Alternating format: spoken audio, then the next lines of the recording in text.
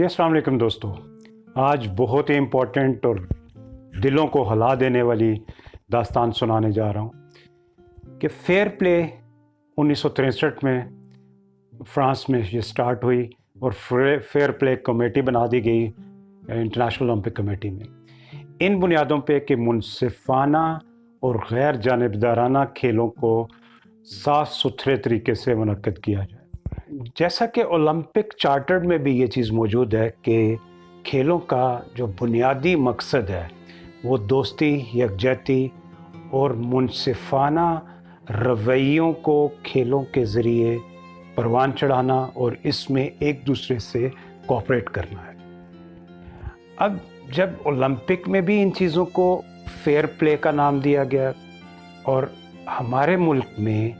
Fair play बिल्कुल unfair तरीके से पाकिस्तान ओलंपिक के सुपरविजन में जारी है। जैक रोग जो इंटरनेशनल ओलंपिक कमेटी के प्रेसिडेंट भी रहे हैं, उनका एक कहना है, उनका एक कॉल है जिसमें वो कहते हैं कि एक चैम्पियन जो है ना, किसी भी फातेह जर्नैल से, मैं फातेह जर्नैल कह रहा हूँ जो अनफॉर्चुनेटली यहाँ पे बहुत ना होने के बराबर है, तो जो फातेह जर्नैल है उससे कई दर्जे बेहतर होता है, क्योंकि वो मेहनत से, लगन से और मुनसिफाना तरीके से गैर कुदरती जो होती हैं अद्वियात के ममनुआ अद्वियात को रिजेक्ट करके वो एक चैम्पियन बनता है। और उसकी मेहनत किसी भी चैम्पियन बनने से पहले या फिनिश लाइन अबूर करने से पहले जो है वो इंतहाई दर्जे की मेहनत शामिल होती है। और ये मेरा अपना बिलीव ये है कि वाकई बग़ैर गोली चलाए दुनिया के उन ममालिक में पाकिस्तान का झंडा रेज़ कर देता है जहाँ पे मैं समझता हूँ कि किसी नैल की जुर्रत नहीं होती। ऐसे में अगर हम बात करें पाकिस्तान में फेयर प्ले की, तो मैं सल्यूट पेश करता हूँ इरफान इस्लाम को, जो पाकिस्तान वेट लिफ्टिंग का एक बहुत रोशन सितारा है और इन्होंने मिसाल कायम कर दी है उस अनफेयर मीन्स के ख़िलाफ़ जहाद करके, अपने आप को पेश करके वो इस वक्त ट्रक ड्राइविंग कर रहे हैं और प्राइड ऑफ परफॉर्मेंस हैं और कॉमनवेल्थ गेम्स में पाकिस्तान का झंडा लहराने वाले उन खिलाड़ियों में शामिल हैं जो वेट लिफ्टिंग के ज़रिए पाकिस्तान का नाम रोशन कर चुके हैं। मुझे फ़ख्र है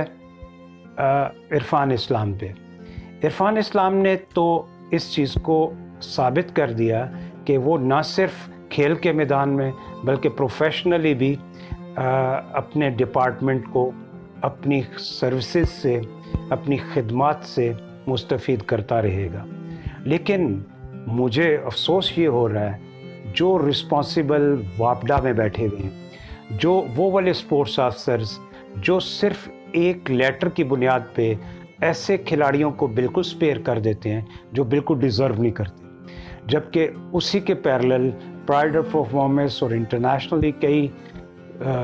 एजाज़ात ना सिर्फ वापडा के लिए बल्कि पाकिस्तान के लिए जीतने वाले इरफान इस्लाम को ट्रक ड्राइवरी पे मजबूर कर दिया जाता है। मेरी रिस्पॉन्सिबल लोगों से इल्तिजा है कि वो इस डिस्क्रिमिनेशन को, इस गैर मुनसिफाना फेल को ख़त्म करवाएं और इरफान इस्लाम को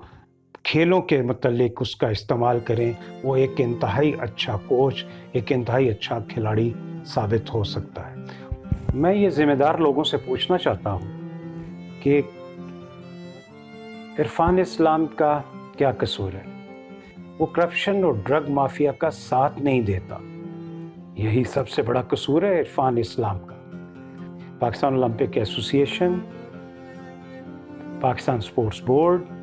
और पाकिस्तान वापडा से ख़ास तौर पे ये इल्तिजा है कि इस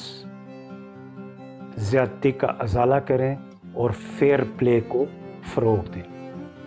मुझे उम्मीद है कि आप लोग इस वीडियो को ज़्यादा से ज़्यादा शेयर करें ताकि इरफान इस्लाम को खेल में दोबारा बहाल किया जा सके।